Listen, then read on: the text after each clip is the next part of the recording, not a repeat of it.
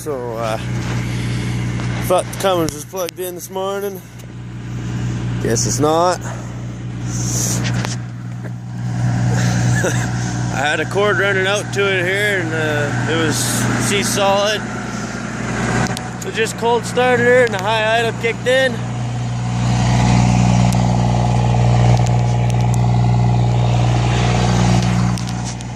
I've usually used the stick on the foot, but nope, not this morning.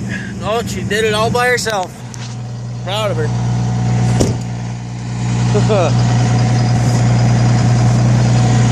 Yeah, man.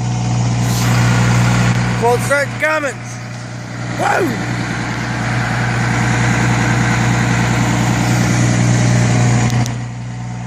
Awesome.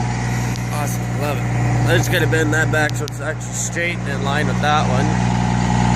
And it's kind of crooked and at all angles. It'll work.